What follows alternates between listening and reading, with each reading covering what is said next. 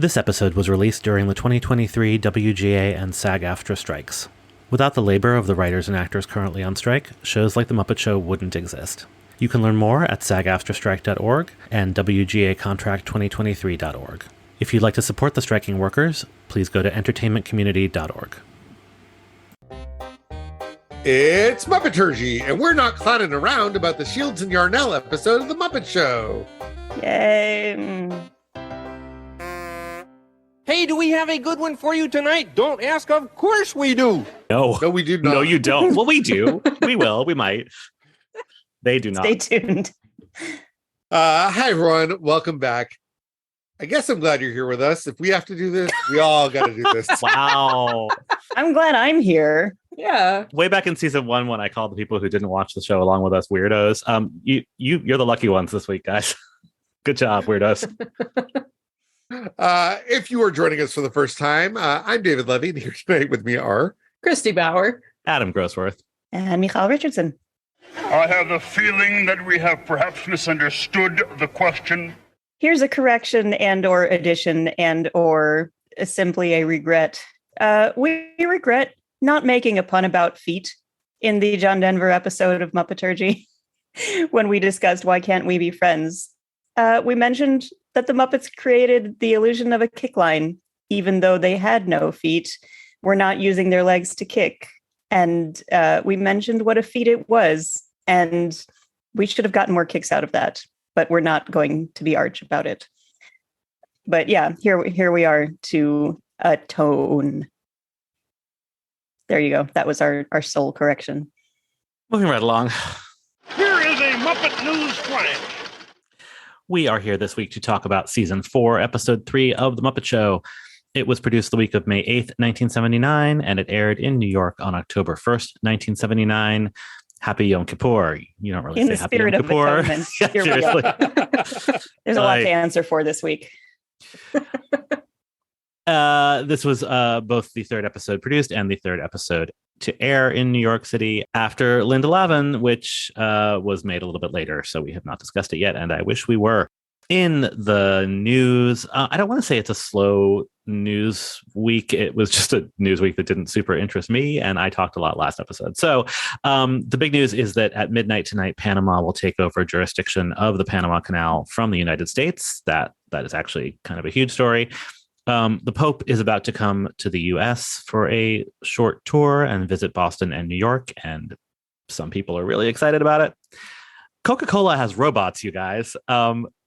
This is so does The Muppet Show. I know. This is my favorite story, and we'll put the screenshot or link in the show notes.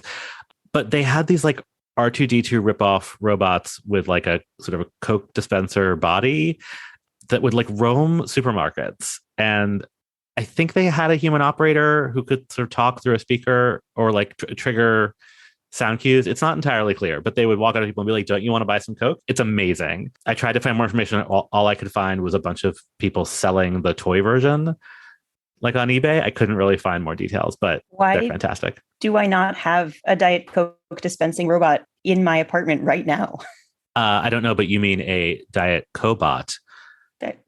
That's what they were called. Well, not Diet, because Diet Coke didn't exist yet, but they were called Cobots. Anyway, a lawsuit asserts that the New York City Metropolitan Transit Authority fails to provide for the disabled. No shit. Well, good thing we fixed that. This is our theme of like stories from 1979 that we are still putting in the paper in 2023. It's very depressing. In the movies, the Bugs Bunny Roadrunner movie, Monty Python's Life of Brian, Time After Time, in which H.G. Wells uses a time machine to hunt Jack the Ripper in 1979. Sure, why not? Alien, Amityville Horror, and Werner Herzog's Nosferatu. On the Cashbox Pop charts, the number one song was Sad Eyes by Robert John, a song I have 100% never heard of. And usually I say that and then I go listen to it and I'm like, oh, right, this song. Nope. Okay, I feel better because I also do not know. That conjures nothing for me. Yeah. Never in my life. And I cross-referenced it. I know also, oh, of course you do. I cross-referenced and it was also number one on Billboard just because I was like, what are you doing, Cashbox? But no, it was a thing. On television, PBS had a special called Musical Comedy Tonight.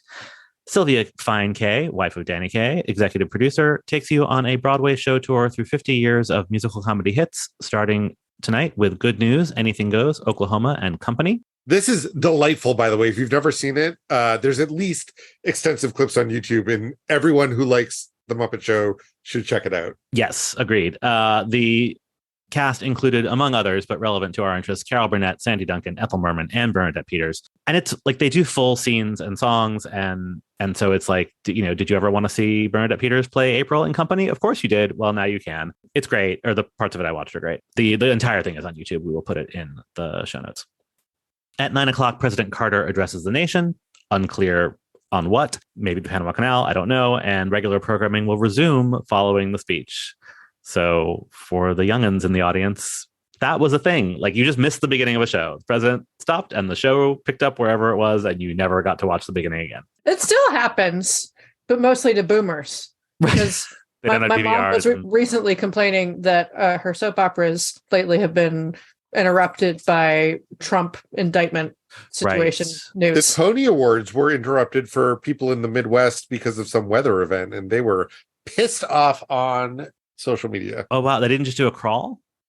No, it was some kind of like I don't know, hurricane warning, or it was not a part of the country where I have loved ones, right. So I was not paying out of the close part attention. of the country that gets hurricanes, but it's fascinating. I mean, there were the two versions. There was the one where everything would just start late, and then the whole schedule would be off until the news would then go short at 11. That was usually for ball games, right? Well, yeah, for like sports and award shows that ran over. But I feel like it happens sometimes for speeches and things. But yeah, otherwise they would just like break in and keep playing. Anyway, on CBS, The White Shadow, MASH, The Last Resort, and Lou Grant. I mentioned either last time or the time before that we would come back around to The Last Resort. It was a sitcom about college students working in a hotel kitchen. It lasted 15 episodes, and I did not recognize a single name in the cast. So that was The Last Resort. So it's like High School Musical 2, kind of. Yes, but less fun. On ABC, 240-Robert and Monday Night Football. On NBC, Little House on the Prairie, the Ingalls family are shocked and upset when their attempt to gain legal custody of Albert is blocked by the boy's real father. Yes. Followed by The Tonight Show's 17th anniversary, which I'm pretty sure was just a clip show. But here's the thing. The newspaper had these really bazonkers illustrated ads for NBC tonight that maybe they're going to last all season, but I have not seen them before, which is how I know that this show, meaning Little House, is dedicated to the International Year of the Child by Michael Landon, because it said that on the terrible illustrated ad. All the other years, children can go fuck themselves. All the other episodes of Little House too. That's it. Just the one. Okay, well, ladies and gentlemen, our guest stars tonight are masters in the art of mime. That's it. That's all he said. David, who are these clowns? Shields and Yarnell. Oh, those clowns. Is this going to be a silent bio? I was miming it, but we aren't releasing the video. Anyway, Lorene Yarnell was born in 1944 in Inglewood, California. Her older brother is Bruce Yarnell, who might be a familiar name to theater fans among our listeners. He starred in a number of Broadway shows in the 60s, including the Lincoln Center revival of Annie Get Your Gun, opposite the aforementioned Ethel Merman. Lorene began her career in television and movies in the 1960s. You might spot her dancing on The Carol Burnett Show or in the film of Bye Bye Birdie, before winning a scholarship in 1970 to study mime with Marcel Marceau in Paris. Robert Shields was born in 1951 in Los Angeles. As a teenager, he worked as a street mime on Hollywood Boulevard, as you do, where he was discovered by the same... the streets Yes. in mime makeup. It was a normal thing back then. I've seen Godspell. He was actually, I think, employed by the Wax Museum to freak people customers out by being a wax figure that moves. Yes. Anyway, it worked because he also was discovered by Marcel Marceau, who also brought him to Paris to study mime. However, this was a year before Lorene got there, and Robert decided that Marcel Marceau's style was not for him, so he left before Lorene got there, and they did not intersect. He went to San Francisco to resume street miming, and according to the LA Times, he became one of the city's top tourist attractions for his shows in Union Square. Shields and Yarnell's paths finally did cross in 1972 when they both appeared on the Sid and Marty Krofft TV special Falderall. They fell in love, and Lorene moved to San Francisco with Robert. She taught him to dance while he taught her his style of mime. In 1972, they married in a public mimed ceremony in Union Square. Of course they did. Featuring fire eaters, belly dancers, snake charmers, clowns, and mimes. And it attracted such a crowd that the police had to shut down the area for them. Did a mime officiate their wedding? Yeah, I should hope so. I just want to point out for those who don't know, and I was not there, but I've heard that Michal made the audience at her wedding have puppets. I mean, yes. Which were delightful from the photos, but I'm surprised that you specifically are so anti-mime and so horrified by the idea of a mime officiant at a mime wedding. This seems right up your alley. I have legal questions is what I have. Well, that's something else. That's fair.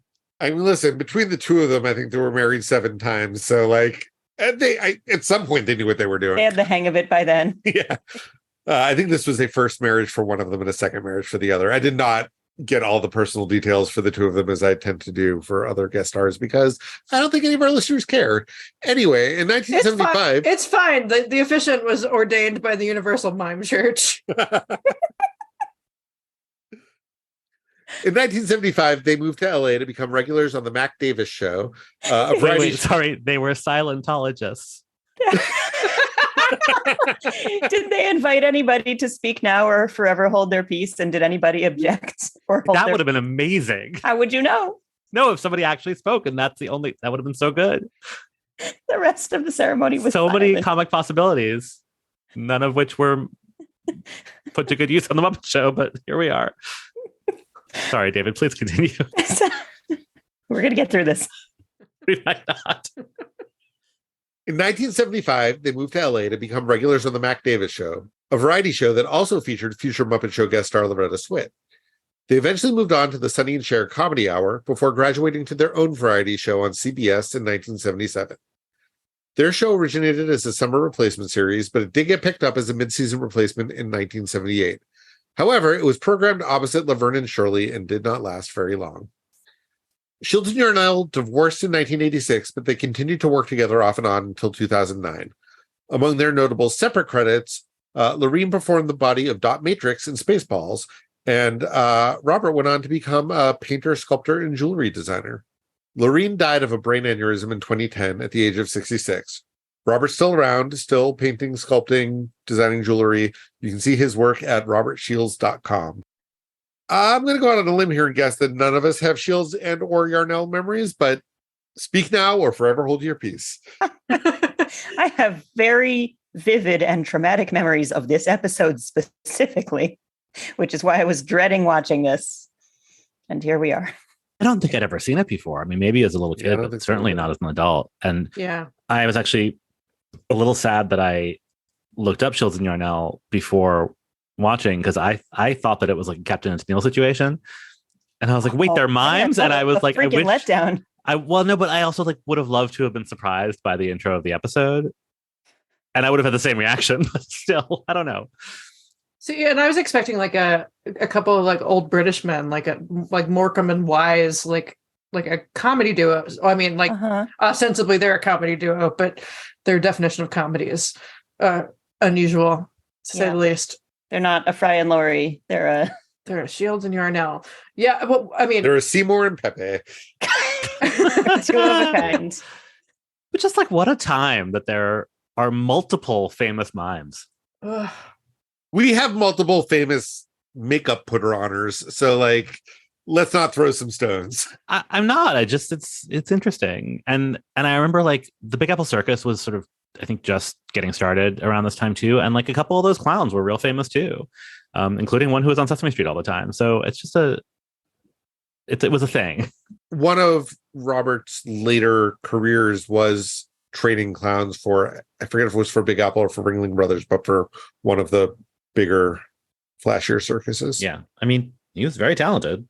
I will say, I'm very charmed by Robert Shields' latter-day art. Michal and I had a fun time looking at the various things that he has up for sale right this moment. Some of them are quite charming. I may end up. How many of them have you bought? None yet, but I suspect a non-zero amount in the future because he does nice things with color. He has a weird fixation on religious symbols and guitars and or robots in tandem. So yeah, the religious iconography of more religions than could possibly be his. But he's very inspired by them. And yes, he does lovely things with color and movement. And I might buy a non-zero number of his posters as well. Why don't you get me started? Well, I think we've tipped our hands. But Christy, what did you think of the episode? Well, I told you guys after last week's episode, when it started to flip over to the next episode on Disney Plus, and I saw the names, I said out loud, "Who are these clowns?" And I've never been so upset to be literally right in my life. Yeah, this is, I'm not going to say that I disliked this more than Mummenschanz, but it was definitely not for me in the same way that Mummenschanz was not for me. Yeah, this one was tough. I mean, I'll give it this. The overall quality of the show has improved so much over the last few seasons that this wasn't excruciating, but it wasn't fun. It was tedious. That's what I keep coming back to, is like their shtick is tedious and it made everyone else's shtick tedious, and they included some of my favorite songs and they made some of my favorite songs tedious. So that's where I'm landing, I think. David? Well, I can't say that I liked this episode. I do think I liked it the best of the four of us. And I'm not entirely sure why, except that maybe you put Muppets on a screen singing songs that I've heard of before, and I'm like a cat with a laser pointer, like that's enough. It's got my attention. This is not one that I plan to rewatch ever again, but it didn't make me want to claw my eyes out the way that other episodes have in the past that I could name. Michal? Yeah, whatever their horrible shtick is, I got to hand it to them. They're good at it, Shields and Yarnell. They are. And I found it very upsetting. I mean, when we talk about their specific sketches later, I will explain why each of them upset me. I mean, one of them I think should be upsetting to any human being. I mean, yeah, I found them both upsetting for different reasons. And then when they did their, song and dance shtick, that was, as Christy said, tedious, but not viscerally horrifying. And when they were hanging out with Gonzo in the dressing room and like pantomiming everything he says, that was cute. That was fine. I had no objection to it the way I objected to the characters and the scenarios that they were playing in their specific repertoire of sketches. So, everything that didn't have them in this episode was fine. There were even some fun bits, but this is near the bottom for me. Yeah, I think I'm pretty aligned with Christy, except for the Mummenschanz slander. But the thing about Mummenschanz, I mean, they're much weirder, or they're weird in a very different way. They're more avant-garde. And even though that was a season 1 episode that was like not great, I felt like they were more integrated with Muppets, which is, sort of a hallmark of the point we're at now. Like, I was glad to be exposed to them. They're super not for me, but they are really talented. And actually in that third sketch, which was, I think, the least objectionable, he was doing some wild stuff just physically, but they barely interact with the Muppets. And like Christy said, like, why were the Muppets only bits also like terrible and lazy and ruined one of my favorite songs? Like, I just don't. It was a surprisingly bad episode, for especially one so early in the season, because a lot of it felt very lazy to me, and I was like, you can't be tired or out of money yet. Like, what's happening? Shields and Yarnell. 15 seconds are curtain, Shields and Yarnell. So Scooter pops in to give Shields and Yarnell the heads up, and Yarnell, I'm just going to call them by their last names, and we'll try to remember which one is which. Yeah, I don't even know Yarnell, what their first names are. Yeah. Responds. Laureen and Robert. Laureen Yarnell responds very slowly and mechanically by drawing a tube of lipstick across the entire span of her face and drawing a little bisecting line across her face with lipstick. And Shields also very slowly and mechanically glides himself up this wall and then falls over in front of it. So that's what we're in for this episode.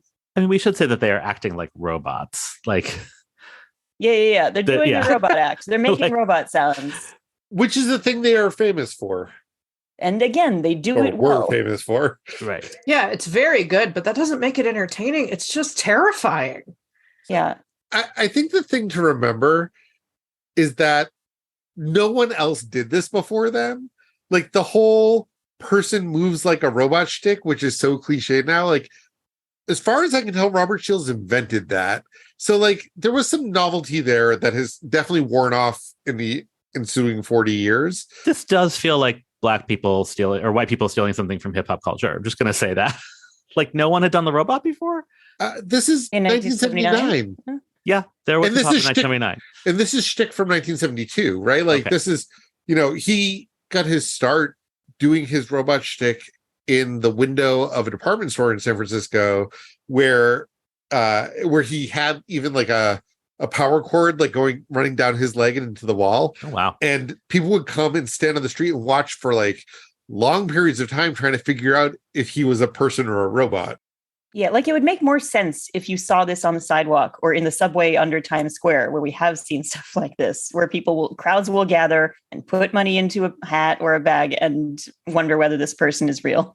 But again, this was the new thing when they did it. This wasn't a thing that you could just like run into at every tourist spot around the world. And this is also, I think, like there was a fascination in this period in sci-fi with like robots who are a little off, right? Like, this is C-3PO, this is Cylons, this is what's his name from Buck Rogers. Like, there is this sort of thing of like robots, the jerky motions or like stuttering or, like they're sort of human, but they're not. What I find so weird about this, and we'll get into this more in the breakfast sketch, like, and this is just like me imposing realism onto something stupid that it shouldn't, but like, why would a robot even try to put on lipstick? Like, I don't understand. Like it just right. Why would robots try to eat a bowl of cereal? I mean, yeah. Like I have problems with suspending my disbelief. I have problems with the world building of this mime act. I'm just going to play this clip and move on. Boy, Kermit's finally booked guest stars weirder than we are. I mean, I don't think this is the first time we've booked guest stars that are weirder than Muppets, but point taken. Hello, Mum and Shots. Statler and Waldorf almost get themselves out of this. Hey, aren't we in the wrong place? I wish we were, but there's the frog. Oh, well, they're in the right place to have whatever kind of time they're going to have. Gonzo blows his trumpet and then a fog materializes around him and he disappears into the fog. Oh, well. And the sound that his trumpet makes sounds less like a trumpet, more like that sound like when you like slowly let air out of a balloon. Muppet Show backstage. Hey, before we go backstage, let's take a little visit into the orchestra pit. Boss, bad news about the guest stars. What is it, Scooter? They're machines. Shields and Yarnell are robots. They are not. They are so. They were just moving like this. Scooter, oh, watch out for the orchestra pit. Whoa! Boy, right into the tuba. Hey, Tiny, would you give a blast on that thing? Tiny, the tuba player, blasts Scooter back on frame and up against the curtain. It's a good time. That was my biggest laugh of the entire episode, was Scooter getting tuba yeeted across the stage. Tuba yeeted. I regret to inform everyone that Tiny, the tuba player, does not, as of this recording, have a Muppet Wiki page, but you can fix that. Moving right along. So, backstage this week, we don't witness Shields and Yarnell interacting with Fozzie, but Fozzie just reports to us that they've been teaching him the subtle art of mime. And some of that is actually funny, but all of the funny stuff is visual. But here's a clip anyway. Okay, now here is my biggie. Okay, watch this. Bear walking against the wind. You weren't even looking. I didn't have to. All mimes do walking against the wind. Fozzie, you got to be more original. There was a bit of Bear going up an escalator that was probably my biggest laugh of the episode. Might have been my only laugh of the episode. It's because it's an illusion that isn't even an illusion. He's doing an illusion of not using his legs in order to move. But Fozzie, the puppet, doesn't have legs. He just moves. He moves smoothly. It made me laugh so much, and it was the only thing. I thought it was perfect. I love Bear going up an escalator. I'd watch it all day. At Kermit's invitation, Fozzie attempts to get creative, and he demonstrates his new sketch for Floyd, who is not impressed. Hey, man, I don't know what kind of trip you're on, but I hope you bought a return ticket. What does it look like I'm doing?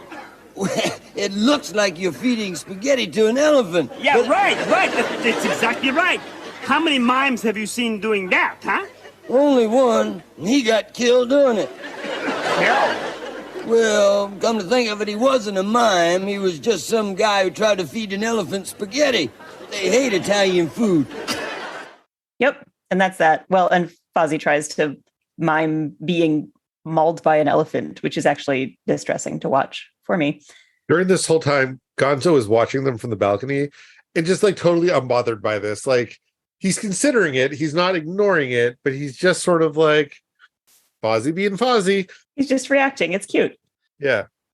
And this is the second episode in a row that they've sort of pre-transitioned into a dressing room scene by having the Muppet on the balcony outside during the previous scene, like waiting to go in. So I guess that's a thing now. Yeah, it's nice. It's like he's been waiting to go into Shields and Yarnell's dressing room, but he also wants to watch this little scene develop. As we mentioned, Gonzo is about to pop into the guest star dressing room because he needs advice for his next act. And Shields helps him out by suggesting through mime a piano recital. That's fantastic. How does he do it? That's exactly my new act. Fantastic. I can see it all now. Gonzo massaging a snake. Whoopee! Massaging a snake? Why the fuck are they talking? You had one job. They talked in their last sketch. Believe me, I will yell about it. They talked 2 other times and I will yell about it. Both times. Great. I was kind of relieved when they talked because I was like, you're on the Muppet Show. Right. And this is part of my problem with them, with this episode in general, is like that they just did their shtick in a vacuum for the most part. And so when I think, was this the first time they spoke chronologically or just in our chronology? I was like, oh, I love this. Like, you broke the fourth wall. This is great. And I think, when I said that Robert left the Marcel Marceau Academy because he didn't agree with the kind of mime that Marceau did, I think this is actually part of it, is that like he didn't want to be, pardon the expression, trapped in a box where he wasn't allowed to speak. He wanted to be able to sort of like push the boundaries of what counts as mime. I don't think we're going to have a clip of it, so I'll just say it now. He does not sound like somebody from California. I don't know if like his accent is shtick or if it's just how he talks. Sounds a lot like Steve Whitmire, honestly. A little bit, yeah. I'm getting a lot of like Jersey/Newsies in it. That's all. I just found it jarring when I just hear that as a 70s accent. Yeah, no, that's probably accurate. 70s isn't a location. Then again, the past is another country. Well, it's like old movies. Yeah.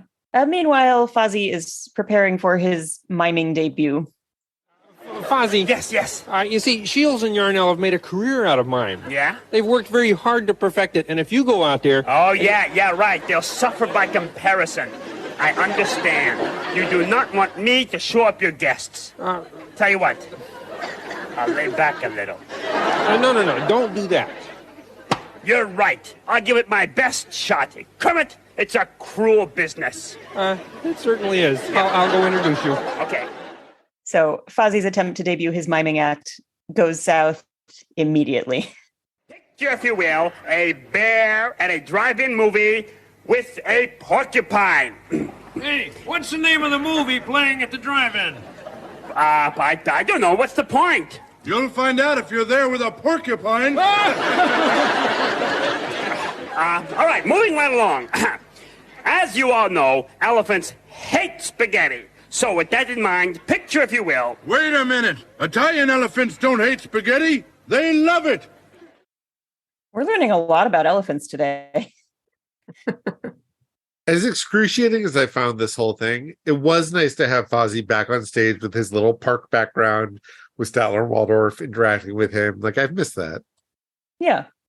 It wasn't a good... I mean, I enjoyed his backstage bear going up an escalator stuff. But yeah, we have to watch him get thrashed around by an invisible elephant a second time, which is just as difficult to watch. And then he mimes bear crawling off the stage. Poor Fozzie. I want to unpack this a little bit. Why, like, normally Muppet violence is fun. Why is, like, fake Muppet violence? Like, why is Fozzie throwing himself specifically says around? the elephant is trying to kill me, and then he acts out getting choked by an elephant. That's different from Muppets being thrown against the curtain. Being blasted out of it. Really want to make a gif of Michal's this face doesn't that she awaken just anything in made. And we're recording this, so I can't. So a Muppet getting like shot out of a cannon and probably, you know, injured and like thrown against a brick wall is funny to you, but a Muppet acting is it's funny when there are no repercussions. There's no repercussions to a fake elephant attacking Fozzie. Well, what can I tell you? I have a lot of feelings. It's not funny when Kermit shows up on crutches because he got blasted out of a cannon or fell off missed the net. I forget why it was that Kermit Did he fall through the stage floor? Was that it? Yeah. Yeah. But it's funny when he gets run over by a steamroller and flattened. No, that's actually horrifying. That's terrible. Yeah, that is the worst scene in the Muppet movie. Trying to establish our boundaries. Yeah. Frozen to death, not funny. Choked by an elephant, not funny. Also not sexy. Damn it, David. I mean, since there's not actually an elephant there, this is quite literally auto asphyxiation, right? Like, no, because he's not actually choking. Well, just you don't know that. I mean, Fozzie seems to be getting off on it. So I will have things to say about Gonzo later, so I'm just going to keep my mouth shut for now. I don't understand him. Why doesn't he do something clever like walking upstairs or walking against the wind? No way. The bear's got no imagination.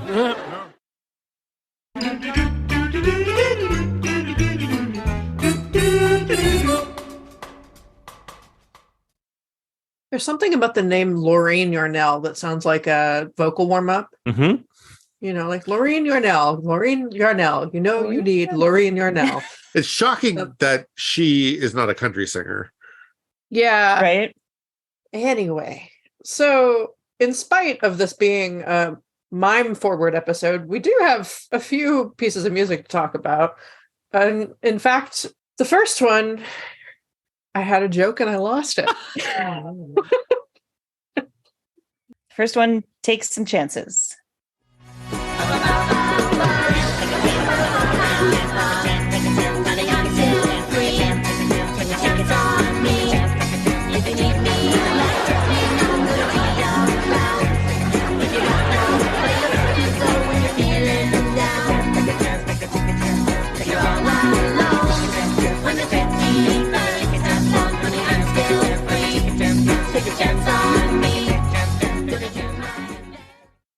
Take a chance on me. Oh, how I wish, dear listeners, you could see Michal right now. She's busted out her disco light, and very appropriately, as this is a song by megastars of disco and beyond, ABBA. Yeah, this song is from 1977, so it's fairly new at this point. It was put out on an album called ABBA the Album, and it was a big hit. It went to number 3 on the Hot 100, number 5 on Cashbox, and number 1 on the UK singles chart. It was ABBA's last of 9 number 1 UK singles, and they were the group with the most number 1s in the UK of the entire 70s. Wow. Yeah. As they should be. Yes.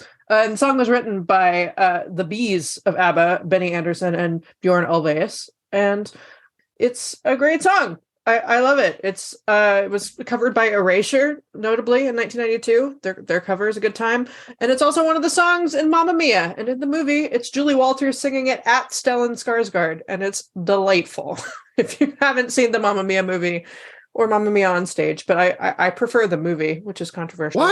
What? Yeah, Christy.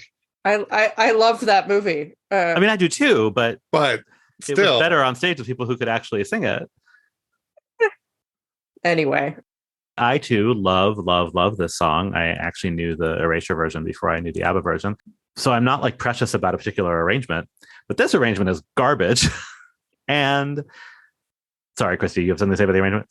Yeah, no, I'm not a fan of the arrangement, but I'm really not a fan of what they did with it. Right. So it looks bad. It looks bad. It's really lazy. If you haven't watched the episode, this is a bunch of birds just jumping up and down on some telephone wires, power lines, whatever. That's it. That's the entire thing for 3.5 minutes. They're just jumping. And it's that thing, they're on sticks and the puppeteers are behind them. And for some reason, instead of doing this on a black background, they have like chroma keyed them out against a star field, which at least on our modern screens makes the birds transparent. Yeah. So, and like they sort of keep falling off the wire and coming back up. I was like, are they dead? Are they ghosts? Like what? Did just no one notice? Also, is the wire real? I think so. Because the wire bounces. And also because sometimes you see a puppeteer arm obscure a wire. Exactly. See, that's okay. That would explain it. Because I was like, the wire goes in and out at certain points. Yeah, it's because I think they're getting in front of it. And yeah. I just like, why not just do it on black so you can do it sort of the classic way, which looks much better. But also it was just dull. Like, why is this what you do with these lyrics? I don't understand. I mean, I think there was a clever idea at trying to get the sound of like the boing boing of the wires into the arrangement, but they didn't quite nail it. Yeah, it's just that it's the exact same thing for so long. Like there's no story in it, and and if you're gonna do that, then do a mayhem number because I don't need these birds. And especially because like the original version of the song is like all about having a great arrangement. So to take that away and not replace it with something interesting really like does damage to the song. The Erasure version is also a great arrangement and pretty different. And, so it's the song can withstand a lot of things. And you can withstand Mamma Mia, Julie Walters singing it at somebody, which is great. Don't get me wrong. You can do a lot with the song. And the song, like most ABBA songs, tells a story. So why didn't they? I just don't get it. Yeah, this arrangement sounds very much like 70s game show thinking music. Or like Jug Band Goes Electric. Well, and the vocals too, because they're all doing like bird voices, which it's just not how I want to hear that song. I enjoyed it, but also this episode has been seared into my brain because this is one of the episodes we had on VHS. So I've heard the ABBA version, but this is the one I have a memory of. So it doesn't feel wrong to me. I'm sorry. No. I'm sorry for you. Yeah. That's what you call a wire act. On this show, everything's a wire act. No? Sure. You keep asking, why are they doing that? Oh. Hey, Kermit, do we get paid extra for working on the high wire? No. Cheat! It's like my second laugh of the episode. In our UK spot, we get some monkey business. I've been around the world, had my pick of every girl. You'd think I'd be happy, but I'm not.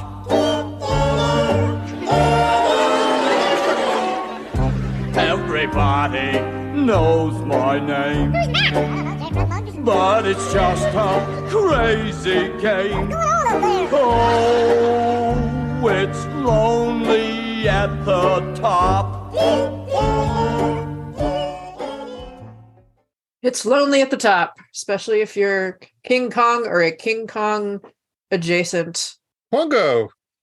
Yeah. Pongo the wild mountain gorilla. That's the chap. He's very cute. He is. I said something positive about this number. Hey. And he happens to be at the top of the Empire State Building. For now. So this is a song called It's Lonely at the Top. It's a Randy Newman song. Adam is thrilled. I mean, I didn't know that while I was watching. I just was like, why do I hate this so much? And now I know. It wasn't the chipmunk voices of all the little people inside the windows of the Empire State Building. I find that very weird, but no, that wasn't the problem. Okay. So yeah, Randy Newman recorded this himself. He put out a live version first on Randy Newman Live in 1971, and then put out a studio version on an album called Sail Away in 1972. But I discovered an exciting bit of backstory for this song that is incredibly relevant to our interests / the Muppeturgy drinking game. Oh. Here's a clip from 2008 from the BBC's Desert Island Discs.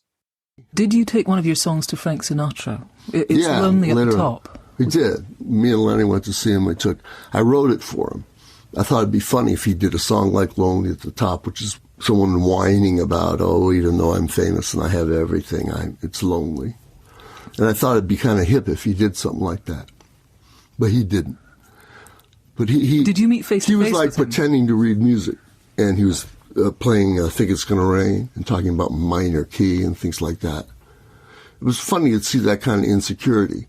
I mean, maybe it was lonely at the time. Today I learned Randy Newman's speaking voice is even more annoying than Randy Newman's singing voice. Got it. So yeah, the song was written for noted Joe Raposo Stan Frank Sinatra, who turned it down.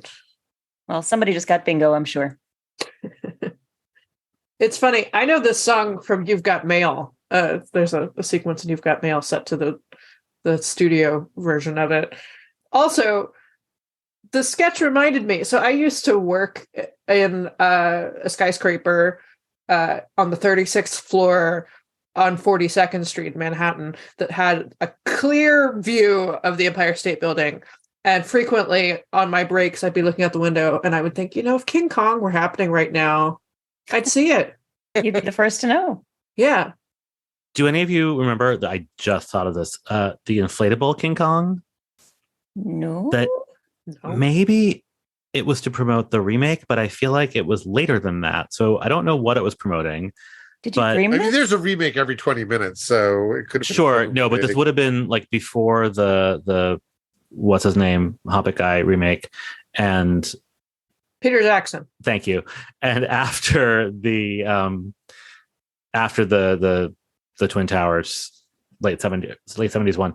But yeah, they're promoting something, and they made like a Macy's Thanksgiving Day Parade sized King Kong and put it on the side of the Empire State Building.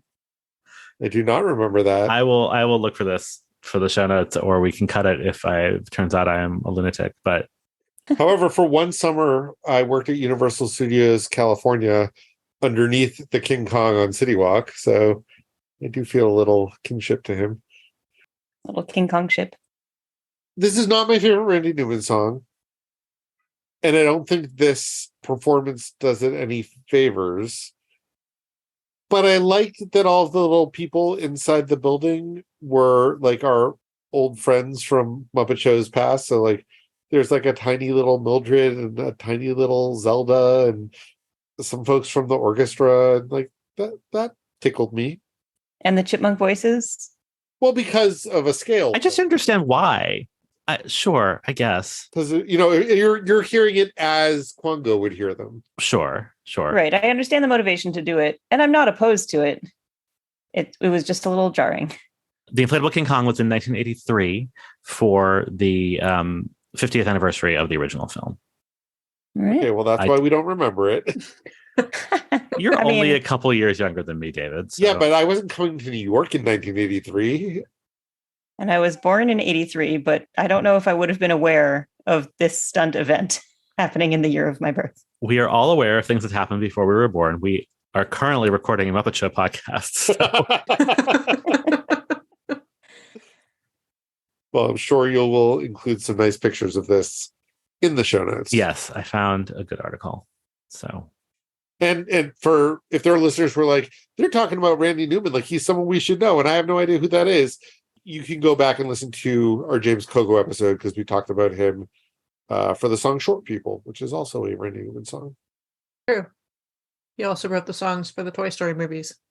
And there's a very funny, I can't believe, every once in a while, I will admit that Family Guy has funny bits, and they did a very funny Randy Newman bit in one of their very early episodes that takes place in a post-apocalyptic world. And as they're like walking to find shelter, there's like a Randy Newman soundtrack song, because every Randy Newman soundtrack song sounds the same and sounds actually just like this song.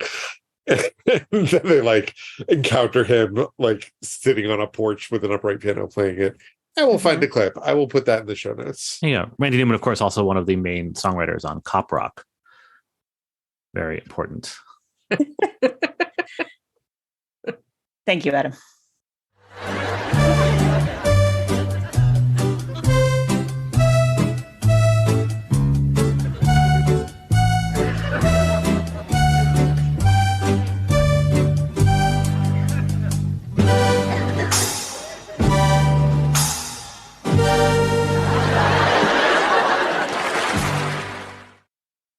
Nope. Shut it down. Oh. Just because of the end or the whole thing? I mean, I don't like any of it, but I really don't like the end of it. How would you describe what's happening? It's the Smurfs. We've seen the Smurfs before. Yeah. They're doing their Smurf thing. Hopping up and down. Yeah. But like, everything. This is a very lazy sketch. Yeah. When I say this episode is lazy, this sketch is also 35 seconds long. I fully believe that the episode was running short, and this is what happened. But like this is clearly like they needed at least one more take. Like they are just like fucking up on screen. And how can you tell? You put that in our Slack, and then I watched it again, and I was like, I don't understand what he's talking about because they're not moving on the note. Like one of them like misses the cue. There's also like if you buy into the conceit that like each one represents a different note, they don't like when they return to a note, it's like the wrong one does it. Like so does the Muppaphone. Yeah, I didn't actually get. Yeah, but this is a little more specific than the Muppaphone is. That's, I suppose. Are we supposed to believe that they are producing these sounds like they're condensing themselves like an accordion bellows? I didn't think so. I wasn't sure. It's plausible now that you say it. I mean, so the puppeteering is even lazier. Right, and they definitely need another take. It's so low energy. Like, I just zoned out every time. Okay. Tell us about the song. Yeah. Okay. Let's talk about the song. The song is called Little Brown Jug. It was written in 1869. Shout out to the public domain by a guy named Joseph Eastburn Winter, who I learned a few interesting things about. He was a relative of Nathaniel Hawthorne. How he was related, I'm not quite sure. Adultery. Yeah.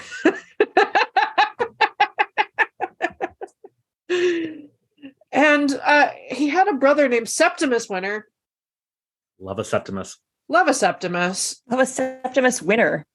Yeah. A champion among names. Yeah. He won at being the seventh child. Good for him. Oh. I guess when there's nothing left, you win the seventh child cool name award. Yeah. I actually looked it up because I was like, is every Septimus the seventh child? And this guy definitely was. So Septimus Winter was also a songwriter, and his songs are songs that we still know, some of them. He wrote the words to a song called Der Deutscher's Dog, the first verse of which became famous. It was, oh, where has my little dog gone? How does that go? Oh, where has my little dog gone? Were you hoping for it in German? Well, it's not clear if the song is written in German because even though it starts with der, it ends in dog, and dog is not a German word. Yeah, as we've learned early in our run. The Fuller song has some sort of like ethnic stereotype, ethnic joke thing happening, but the first, non-problematic piece is the thing that has survived, thankfully. And he also wrote 10 Little Indians, very problematic. And also, Septimus Winter was briefly jailed for treason during the Civil War for writing a song demanding the reinstatement of a general that Lincoln fired. So, yeah. Poor Joseph, though, We're here to talk about his song, and we only know about his brother. Yeah, we're here writing a whole musical about Septimus Winter. Yeah. You could say that Joseph was the loser of the winners. Oh man. He was East burning down. So Little Brown Jug had a resurgence in the late 30s, early 40s because Glenn Miller and his orchestra had a hit version of it. That's why it persists. And then I feel like in the 80s, it's one of those songs that like everyone learned on the recorder in elementary school. Never heard it before in my life. My only association with this song is the title, that there was a play on the title in an Asterix comic where they had some drunk character sing Little Brown Cask. And that's what I always thought was the name of whatever song he was singing until today.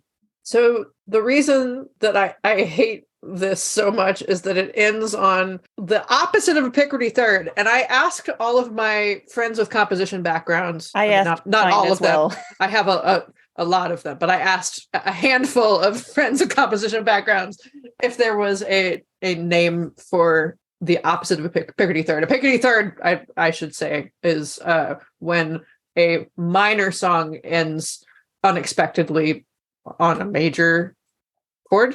And a Picardy third is fun. This, yes. However, is just trolling. Yes. There's not a name for it. They're like, no, it's not a thing. And for good reason, because it's terrible. Well, but it wasn't even just like, was that even like a real chord? Like that it sounded like quote unquote comedy noise. Right. Like when you just like slam your hands down on the keyboard.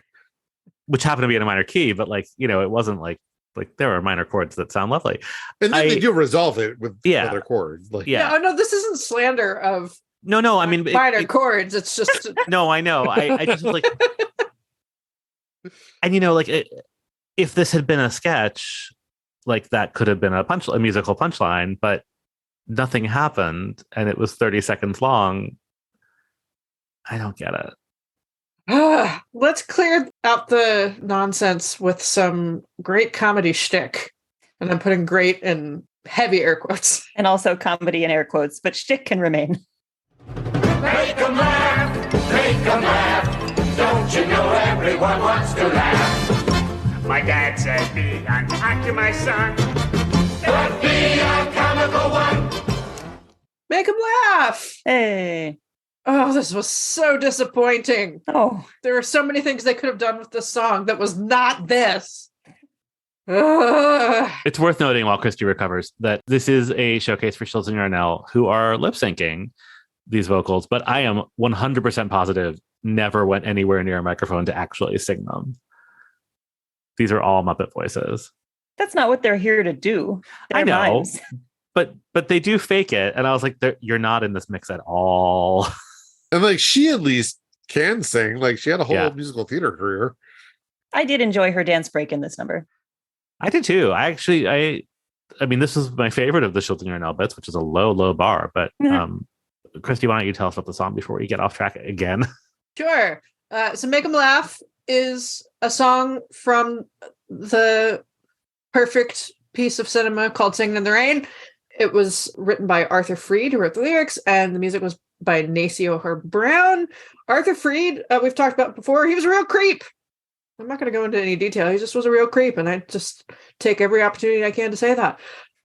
Singing in the Rain is, by and large, an early example of a jukebox musical. It was built by Comden and Green as screenwriters around the songbook of Arthur Freed and Nacio Herb Brown.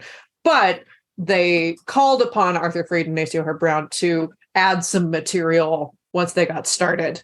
And this song was actually added to the movie after Betty Comden and Adolph Green, who wrote the screenplay, started writing. They were building a moment around a comedy song, an existing comedy song of theirs, and it wasn't quite working. So they went to them and they were like, what if you wrote something kind of like the song Be a Clown, Cole Porter's song Be a Clown in the movie The Pirate? And they went back and they basically like Xeroxed it and called it a day. It's shocking and egregious. Like it's barely changed. I think this is better. I actually prefer this to be a clown. Melodically, like I think they like made some tweaks that are a little cleaner. But yeah, Cole Porter could have sued their pants off. And supposedly the reason he didn't is because Arthur Freed, who was a producer at this point, a movie producer, had given Cole Porter the job writing the songs for the pirate at a point that he like needed the work. So he was like, whatever. I owe you one. So I owe you one song. Here it is. Yeah. So yeah, the AFI apparently agrees with me as it's number 49 on the 100 Years, 100 Songs list. And yeah, this is, I mean, it's fine. It's if we have to sit through the Shields and Yarnell shtick, it's fine. She's a very good dancer. Yeah, it really made me wish that she had tap danced for this whole episode instead of doing their mime shtick. Yeah. Yeah, her dancing is great, and he does a gorilla impression, which whatever, but there's a bit where he as the gorilla like has his hands on the bars and is like pulling as if he's like pulling himself by the bars and to jump side to side, and it's remarkable. Like, you know, just like sort of the control to do that, where his hands are not moving and his lower body is moving like quite a great deal and jumping across the floor. Like, it's just really physically impressive. And it's actually, I thought, a really great illusion in service of nothing, right? Like, this still is not, I don't really get why you would learn to do this, but he's really fucking good at it. And I watched it a couple of times because it does break your brain a little bit. I guess that's why you do it, like, right? Because that's the point. It was the only time in the episode when I really felt anything for him as a performer, but like there are other sketches later that or actually earlier in the episode that we'll talk about in a minute, like where the skill is as evident, but like it did nothing for me. This one bit was the one that I was like, okay, I see you, Robert Shields. And then Gonzo asks him to impersonate a chicken. But is that what he does? Well, he impersonates a chicken handler. Okay. So he does this thing where he like flaps his hands as though they're the wings of a chicken that he is holding. Right. And sort of like struggles with it, and the chicken pecks him in the face, and then he brings it over to Gonzo, and magically this invisible chicken materializes as a Muppet chicken. Got it. Yeah, it's somewhere between a ventriloquism puppet act and a magic trick. Right. It's like Fozzie being attacked by the elephant, only he's being attacked by a chicken. But right. It's just really inconsistent with the rest of what he's doing in the sketch, so it kind of lost me. I mean, Gonzo does't mind. Correct. Thanks for showing me that chicken trick. It really works. Come on, girls. What? Hey, Gonzo, it looks like you've really been busy. Well, my coop runneth over. Yeah, he's just been conjuring up a whole chicken harem. And Kermit makes his smushy face at my coop runneth over, and I don't know if it's for the pun or because Gonzo has crossed a line into being too much of a creep, but it was great. Yeah. Also, Shields and Yarnell are wearing these outfits that are so deeply 70s clown culture. Yup. Like, they're somewhere between like I kept like alternately like bouncing from like Pippin to today's special. Like, yes. It's like the hats and the suspenders. And also just like skin tight, scoop neck, chest hair, like for him. Oh, ladies' leotards don't come with chest hair these days. Too bad. That's extra. It's all very non-equity company of Godspell. Yeah, what happened to men in scoop neck shirts? They're all on Fire Island. We should note that, I guess we didn't even mention, the setting for this is a circus, and they're in the ring. And so around the ring watching this are many Muppets, including Hilda. Hey. Hilda's back. And Fred the Lizard from Emma Daughter's Joke Band Christmas, who is really an amazing looking puppet. Yeah. It's really impressive, just like the scaliness of his skin. Yeah, like there's a lot going on in Emma Daughter's Joke Band Christmas. He's never stood out to me, but his little moment in this is great. Never mind that Jazz! Listen, Turkey! What? And get out of show business? Okay, kids. You thought we could avoid talking about the Shields and Yarnell sketches, but we have to. Here they are doing one of their classic sketches, Robots Having Breakfast. Ladies and gentlemen, Shields and Yarnell. Yup. Shields and Yarnell play their characters Mr. and Mrs. Clinker. They are robots. They don't move smoothly like humans. They walk around in a clunky way. They attempt to pour milk over their cereal because that's what robots do, or orange juice into their mouths, which is bound to fail and make a horrible mess, and tragedy ensues, and they eventually fall into their cereal bowls and the table collapses and it takes them with it, and all of the mess and just like pouring milk all over the table and orange juice all over themselves and their faces into their cereal bowl. This upset me as a child on such a deep and visceral level. Because it's wasteful, or because it just the liquid everywhere and the orange juice down your shirt, it just feels so, I can feel the squishy discomfort. Icky. Yeah. The smell of the milk.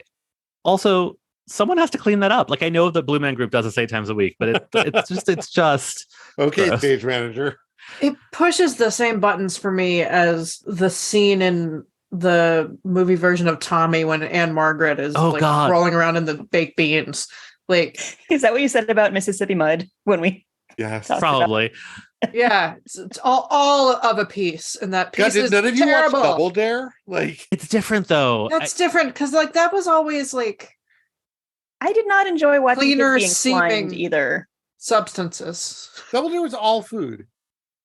There was also slime, but yes, even though I have no memory of ever seeing this episode before, I can hear my mother saying they are wasting so much food. This sort of thing really bothers her. And unlike some of her grammar peeves, it has not quite infected me, but I definitely think of her every time.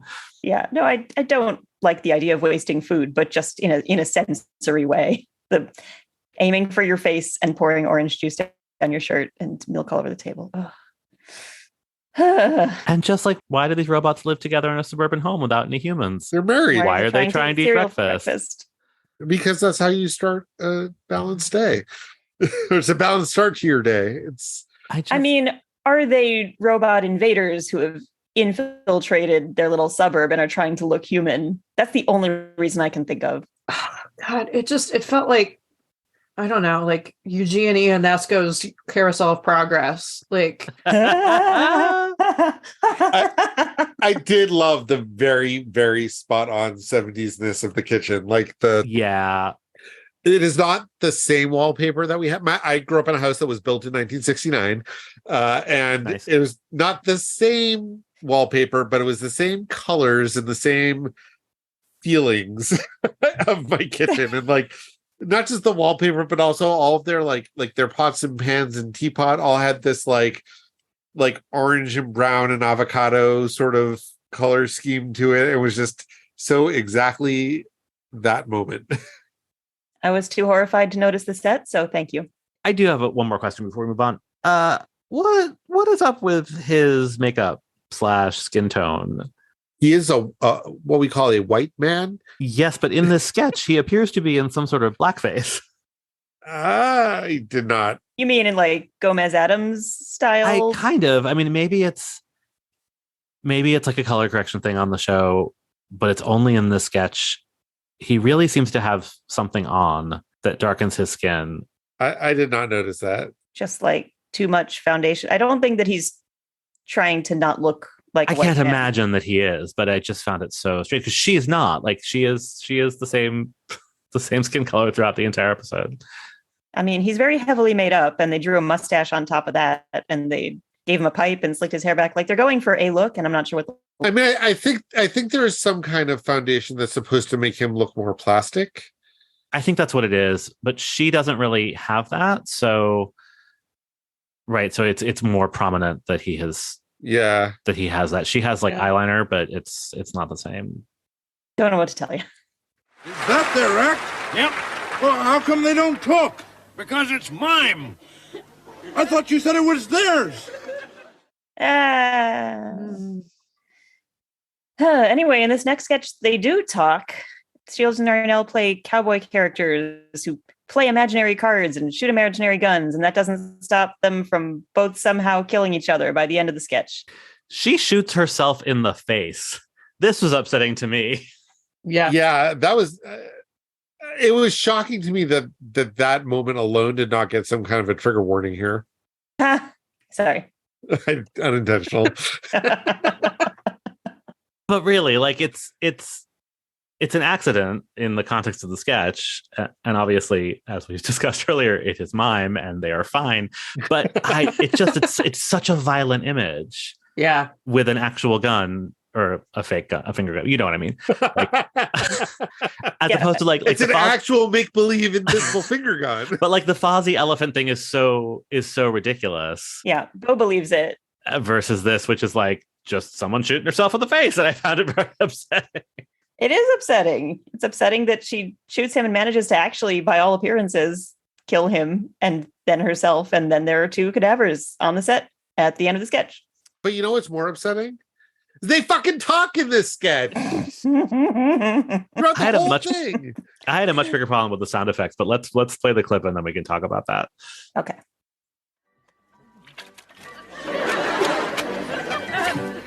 What's the matter? Never seen anyone shuffle cards before?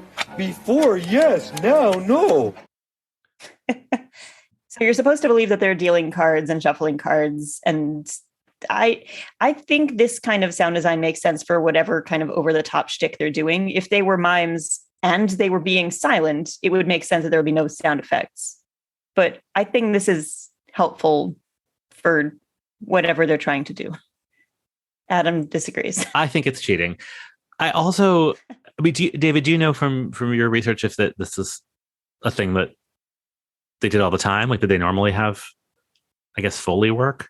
Did other episodes? It did not occur to me to go watch any of their other performances because I love myself. There's just something about it. It's so pronounced and over the top, and like, which so are they, I guess. So it makes sense, but there's something like so fake about it. It doesn't seem to match. Right, what they're doing is like a very classical type of clowning, and then there's this weird, and this might just be the mix, but like the sound effects are so present and so fakey fake, and I don't think you need them actually. I think that they sell what they're doing, whether you like it or not, really well. And that clip wasn't a great example of it. There's robot sounds in the robot sketch, and there's like just a ton of stuff in this one, and I just found all of it like morning radio DJ annoying. So I quickly looked up one of their performances from the Sonny and Cher Comedy Hour, and there's music, but there's not all of the sound effecty things. Yeah, I think that's better. But would it have felt less like cheating if they were comic mimes who made the sounds themselves? Yes. I don't think I would like it, but yeah. Yeah. Right. Get the guy from Police Academy in there to... Yeah, or the guy from Premium Companion. I mean, and that's actually like if they were doing some sort of improv and like part of like someone in the troupe also were like sound effect guy and had to like keep up with what they were doing, right? Mm-hmm. That would be interesting. Or if they had a guy with a box of Foley props. Or that, yeah, I still wouldn't like it, but like that would be a challenge. Yeah. Everything about this is so off-putting. She has these like weird fake teeth, and she's also got all this like dirt makeup on her that like again, I don't think it's supposed to look like anything other than dirt, but when she came on screen, I did have the moment of like, is she in blackface? Like, right. I think it's supposed to look like a beard because she's playing a man, but I think you're right that it does look like dirt, but I think it's supposed to look like a... This was another bit of this episode that upset me enough as a child that as soon as she came on, I was like, oh no, not this. Yeah, when you're sympathizing with Bo, you know that it's a bridge too far. Yeah. Good segue. I'm finally reading Of Muppets and Men, which I've been promising to do since we started this podcast. And there's a nice little bit about Bo. I'll just read it. It's a little long, but that's okay. Dave Goelz feels that of all his characters, Beauregard, the stagehand, is the one he knows best, yet he has never evolved into a major figure. Bo is very similar to a character I performed in Emma Otter's Jug Band Christmas. His name was Wendell Porcupine, and I had a lot of fun with him. Bo is sort of modeled after him. He's big and strong and clumsy. I love him, but he's passive. We've never found a hook for him. If you take Gonzo, on the other hand, he has an obvious hook. Everything he does is inappropriate. That gives the writers plenty of active choices, and that leads to comedy. Dave Odell, one of the writers, suggested to Goals that the problem with Beauregard is that he has no desires. He doesn't want anything. Jerry Jewell concurs with this, adding, he's such a wonderful puppet and such a wonderful character. I still feel that we could do something with him. It may just be that he doesn't work within the context of the Muppet Theater. Perhaps if we could get him into another situation, we could find something for him to desire. I don't know that they ever achieved that goal, but I thought that was all very sweet, and it made me appreciate Bo a little better. Yeah, it is very sweet. I don't think we need a Bo spin-off series, but it's nice to hear some deep thought put into his character. Also, everybody loves Wendell Porcupine, so that makes sense. And it is a great puppet. Like, having him in this sketch to react to them is maybe the best use of him we've seen so far. Just when you think this show is terrible, something wonderful happens. What? It ends. Thanks for listening to this episode of Muppeturgy. Join us in 2 weeks when we'll go to the dogs for the Diane Cannon episode. You can find us on social media as Muppeturgy or on the web at Muppeturgy.com. Buy our merch at Muppeturgy.com/store. Our theme music was composed and performed by Christy Bauer. Our show logo was created by Todd Bryan Backus, and this episode was edited by me, David Levy. I had a thought, it went away. Yeah, I don't know, it doesn't matter.